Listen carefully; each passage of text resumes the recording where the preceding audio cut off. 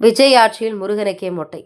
110 கோடியில் நிலம் வெறும் 2 கோடிக்கு சுருட்டப்பட்டதாக குற்றச்சாட்டு எழுந்துள்ளது.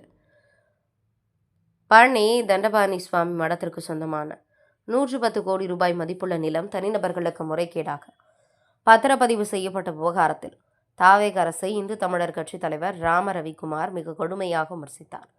மாற்றம் தருகிறோம் என்று கூறி 60 நாட்களுக்குள் பதவியேற்ற விஜய் அரசு தற்பொழுது பழனி முருகனுக்கு மொட்டை போட்டுள்ளது என குற்றம் சாட்டியவர் அதன் தொடர்ச்சியாக பழனி சரவண பொய்கைக்கு சென்று தனது தலையை அதிரடியாக மொட்டையடித்துக் கொண்டு நூதன போராட்டத்தில் ஈடுபட்டார். இச்சம்பவம் குறித்து பழனியில் செய்தியாளர்களை சந்தித்த இந்து தமிழர் கட்சி தலைவர் ராம ரவிக்குமார் பேசியதாவது: திண்டுக்கல் மாவட்டம் பழனி தண்டபாணி சுவாமிகள் மடத்திற்கு சொந்தமான 1.4 ஏக்கர் நிலம் கோவில் நிர்வாகத்தால் கையகப்படுத்தப்பட்டு பக்தர்களின் இலவச வாகன நிறுத்துமிடமாக பயன்படுத்தப்பட்டு வருகிறது. இச்சொத்தை பதியக்கூடாது என்று கோவில் நிர்வாகம் 3 முறை எழுத்துப்பூர்வமாக தெரிவித்தும் உச்சநீதிமன்ற உயர்நீதிமன்ற தீர்ப்புகளை முற்றிலும் புறக்கணித்துவிட்டு கடந்த ஜூலை 6ஆம் தேதி சிறப்பு பணிக்காக வந்த இணைப்பதிவாளர் இந்த நிலத்தை தனிநபர்கள் இருவருக்கு வெறும் 2 கோடி ரூபாய்க்கு பதிவு செய்து கொடுத்தார். 110 கோடி ரூபாய் மதிப்புள்ள சொத்தை முடித்து கொண்டிருக்கும் போதே முடியை தோண்டுவது போல ஆட்டை போட்டுள்ளனர். ஊழலற்ற ஆட்சி என்று பேசும் முதலமைச்சர் விஜய் அவர்களே, உங்கள் டிபார்ட்மெண்ட் தான் இந்த இமாலய சொத்தை பகிர்ந்துள்ளது. பத்திரப்பதிவுத்துறை அமைச்சர் லோகேஷ் தமிழ்செல்வன் உடனடியாக பழனிக்கு வர வேண்டும். சம்பந்தப்பட்ட அதிகாரிகளை சஸ்பெண்ட் செய்வது வேலையல்ல. கிரிமினல் சட்டத்தின் கீழ் சிறையில் அடைக்க வேண்டும். தவறினால் நீதிமன்றத்தை நாடும் என்றார். மேலும் கரூரில் 3000க்கும் மேற்பட்ட ஏக்கர் கோவில் இனாம் நிலங்களை ஓட்டு நாடக அரசியலுக்காக ஆக்கிரமிப்பாளர்களுக்கே பட்டா போட்டு கொடுக்க துடிக்கும் சட்டத்துறை அமைச்சர் நிர்மல்குமார் கடுமையான கண்டனங்களை பதிவு செய்தார். செய்தியாளர்கள் சந்திப்பு முடிந்ததை தொடர்ந்து பழனியில் கோவில் சொத்துக்கள் தொடர்ந்து மொட்டையடிக்கப்பட்டு வருகின்றன என கூறி தனது கண்டனத்தை வெளிப்படுத்த பழனி சரவண பொய்கை பகுதிக்கு ராம ரவிக்குமார் சென்றார். அங்கு திரண்டிருந்த தனது கட்சியினர் முன்னிலையில் இந்த சட்டவிரோத பத்திரப்பதிவை அரசு உடனடியாக ரத்து செய்ய வேண்டும் என்றும் முறைகேடான சார்பதிவாளரை சிறையில் அடைக்க வேண்டும் என்றும் வலியுறுத்தி தானும் மொட்டையடித்துக் கொண்டு நூதன போராட்டத்தில் ஈடுபட்டார். மாற்றம் தருகிறோம் என்று சொன்ன விஜய் அரசு பதவியேற்ற பிறகு 60 நாட்களுக்குள் நம்மெல்லாம் முருகனுக்கு மொட்டை போடுவோம். ஆனால் முருகனுக்கே மொட்டை போட்ட துறையாக பத்திரப்பதிவுத்துறை இருக்கிறது. இந்த பத்திரப்பதிவானது சமீபத்தில் 6ஆம் தேதி தான் நடந்திருக்கு. 6/7/2026 நடந்திருக்கு. இந்த இடம் திருப்புகழ் சுவாமிகள் முருகதாஸ் சுவாமிகள் அண்டு தண்டபாணி சுவாமிகள் ட்ரஸ்ட் அடிவாரம் முருகதாஸ் மேற்படி முகவருக்காக ஒரு நபர், வெள்ளத்துறை சேதுபதி என்கின்ற 2 நபர்கள், எந்த ஊருன்னு தெரியல, 2 கோடி ரூபாய்க்கு குறைந்த விலை மதிப்பீட்டுல பதிவு பண்ணியிருக்கிறாங்க. இது பெரிய அதிர்ச்சி தரக்கூடியது. முழிச்சுக்கிட்டு இருக்கப்ப முழிய தோன்றது மாதிரி. நான் 110 கோடி ரூபாய்க்கு பஞ்சாமிர்த வருமானம் வந்துருச்சு, உண்டியல் வந்துருச்சு எல்லாம் பெருமை பீத்திக்கிட்டு இருந்த நேரத்துல 110 கோடி ரூபாய் சொத்தை ஆட்டை போட்டிருக்கான். இது முழுக்க முழுக்க திருக்கோயில் நிர்வாகத்திலிருந்து பத்திரப்பதிவுத்துறைக்கு 3 முறை இந்த சொத்தை பதியக்கூடாதுன்னு சொல்லியும் மீறி 6/7/2026 அன்று சிறப்பு பணிக்காக வந்த அந்த இணைப்பதிவாளர் பழனி பதிவு பண்ணியிருக்கிறார்னா, இந்த திருட்டு கும்பல், பத்திரப்பதிவுத்துறையில் இருக்கக்கூடிய இந்த திருட்டு கும்பலை யாருன்னு கண்டறியணும். இந்த சொத்தை மோசடியா பதிவு பண்ணவனை கண்டறியணும். கோயில் நிர்வாகம் சொல்லியிருக்கு துறை ரீதியாக நடவடிக்கை எடுன்னு சொல்லி பத்திரப்பதிவுக்கு. நான் என்ன கேட்கிறேன், இந்த இவ்வளவு பெரிய சொத்தை எவ்வளவு பெரிய நெஞ்செழுத்தம் இருந்தா ஊழலற்ற ஆட்சி உங்க மாமா விஜய் பேர் சொல்லுங்க, வெளுத்து கட்டுங்கள்ல நேற்று பேசுறாரு முதலமைச்சர். 110 கோடி ரூபாய் சொத்தை பதிஞ்சிருக்கான் own department. Mister Lokesh Tamilselvan பத்திரப்பதிவுத்துறை அமைச்சர் உடனடியாக பழனி சார்பதிவாளர் அலுவலகத்துக்கு வரணும்.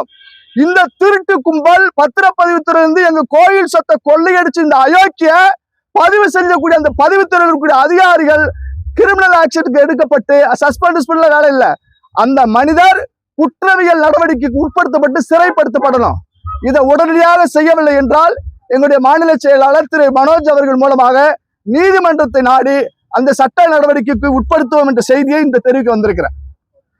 ஆனா இந்த அரசு, உங்கள் அரசு, ஊழலற்ற அரசு 110 கோடி சொத்தை 2 கோடிக்கு பதிவு செய்ததாக சொல்றாங்களே, எவ்வளவு கைமாறு. இதுல பத்திரப்பதிவுத்துறையில் நாங்க பெரிய மாற்றம் கொண்டு வர போறோம். இருந்த இடத்துல இருந்தே பதிஞ்சு கேட்டான். ஏண்டா இருந்த இடத்துல இருந்தே தான் பதிஞ்சிருக்கான் இந்த சொத்தை. இப்ப நாங்க யார்கிட்ட போய் முட்டிக்கிறது? எல்லாரும் பழனியாண்ட வந்து மொட்டை போடுறோம். அவருக்கே மொட்டைப்பட்ட அரசு இந்த அரசா இருக்கு. அது மட்டுமல்ல, தமிழ்நாட்டில் இருக்கக்கூடிய திருக்கோயிலுக்கு சொந்தமான சொத்துக்கள், கரூர்ல இருக்கக்கூடிய கிட்டத்தட்ட 3000க்கும் மேற்பட்ட ஏக்கர் நிலங்களை, இனாம் சொத்துக்களை இருந்தவனுக்கு ஆக்கிரமிப்பாளருக்கு பட்டா போட்டு கொடுப்போம்னு சொல்லி அயோக்கியத்தனமான வேலையை இந்த அரசாங்கம் செய்யுது. திமுக அரசு செய்யல, அதிமுக அரசு செய்யல. இந்த அரசாங்கத்துல கட்சி மாறி விஜயபாஸ்கர், ஜோதிமணி போன்றவர்கள் கொடுத்த அழுத்தத்தால் கரூர் இடைத்தேர்தலை மையமாக வைத்து இவர்கள் செய்த ஓட்டு நாட அரசியல் அயோக்கியத்தனம். ஆனா நீதிமன்றம் கண்டிச்சிருக்கு. கரூர்ல இருக்கக்கூடிய அந்த 3000 ஏக்கர் சொத்துக்களை இவங்க பட்டா போட்டு கொடுப்பதை எதிர்த்து நாங்கள் நீதிமன்றத்துக்கு போவோம். நிச்சயமாக கோயில் சொத்துக்களை பாதுகாப்போம். ஆனா இந்த துறையில ஒருத்தர் துறையினுடைய செயலாளராக இருக்கார், மிஸ்டர் குமரகுருபரன் IAS. அவர் தான் ஏற்கனவே பத்திரப்பதிவு துறைக்கு இருந்தார். வினயின்னு ஒரு ஆணையர் இருக்கிறார், அதிகாரிகள் இருக்கிறாங்க. கரூர் விஷயத்துல மிகப்பெரிய அழுத்தம், அரசியல் அழுத்தம் அங்க இருக்கக்கூடிய திருப்பூர் இணை ஆணையருக்கும் கரூர் செயல் அலுவலருக்கும் கொடுக்கப்பட்டு இருக்கிறது. சட்டவிரோதமாக இங்கு கோயில் சொத்துக்களை திருடி திங்க வேண்டும் என்று நினைக்கக்கூடிய இந்த அரசு நாசமா போகும். போறீங்க மனசார்பற்ற அரசு பிரதர். ஏன் கோயில் சொத்தை 3000 ஏக்கர் எடுக்கிறீங்களா? 1,00,000 ஏக்கருக்கு மேல சர்ச்சுக்கு இருக்கு, பட்டா போட்டு கொடு. மசூதி வக்ஃபு இடத்த வந்து பட்டா போட்டு கூட கொடுக்க மாட்டான். இவர்கள் திராவிட மாடல் என்பது ஒரு விதமாக இருந்தாலும் இவர்கள் திருச்சபை மாடல்கள், கிறிஸ்தவ கைக்கூலிகள் போல செயல்படுகின்ற காரணத்தினால என் கோயில் சொத்தை அழிக்கிறதுக்கு, என் கோயிலை அழிக்கிறதுக்கு மிஷனரி திட்டத்தை இந்த அரசு செய்கிறது என்ற குற்றச்சாட்டு நான் முன்வைக்கிறேன். கோயில் சொத்துக்களை நாங்க காப்பாற்றுவோம். இந்து சமய அறநிலைத்துறை சட்டத்துடைய விதிகளின்படி நீதிபதி ஒருவரை ஆணையராக நியமிக்க வேண்டும். இதுதான் ஃபர்ஸ்ட் சொல்லுது. அதுக்கப்புறம் பதவி உயர்வு வரக்கூடிய அதிகாரிகள் ஆணையரா வரலாம், அப்புறம் IAS வரலாம். 3வது தான் IAS. இப்ப நான் சொல்லக்கூடியது இவ்வளவு பெரிய ஊழல்கள், நில மோசடிகள், கோயில் சொத்தை பராதீனப்படுத்துறதுக்கான காரணியா இருக்கக்கூடிய தடுக்கணும்னு சொன்னா இந்து சமய அறநிலையத்துறைக்கு ஒரு நீதிபதி ஆணையராக வர வேண்டும் என்பது எங்களுடைய செய்தி.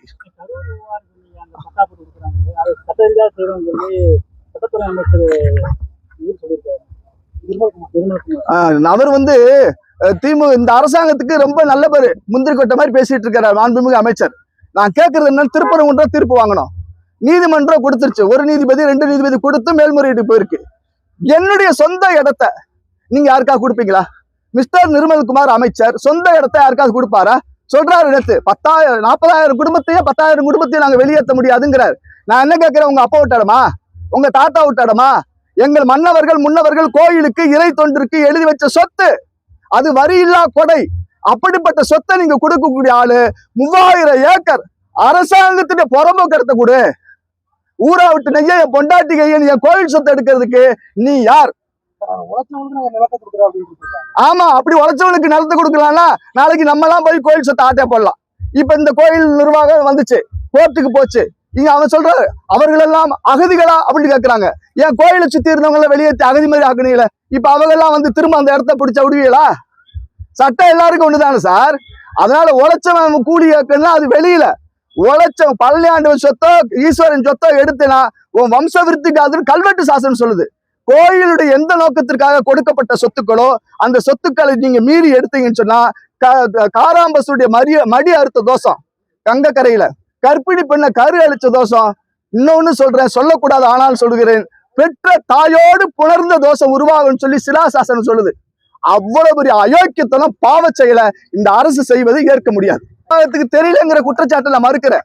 கோயில் நிர்வாகம் அந்த சம்பந்தப்பட்ட பதிவுத்துறைக்கு 3 முறை கடிதம் கொடுத்திருக்கிறான்னு அறிக்கை குறிப்பிடுது. ஆக இந்த அறிக்கையை மீறி அவங்க கொடுத்த அந்த பதியக்கூடாதுங்கிற அந்த செயலையும் மீறி உச்ச நீதிமன்ற தீர்ப்பையும் மீறி பதிகிறாங்கன்னு சொன்னா இந்த பத்திரப்பதிவுத்துறை என்பது கோயில் அழிப்பு துறை, ஊழல் மிகுந்த துறை, தூய சக்தி அல்ல, இது தீய சக்தி, திருட்டு சக்தி துறை என்பதை நான் சொல்லிக்கிறேன்.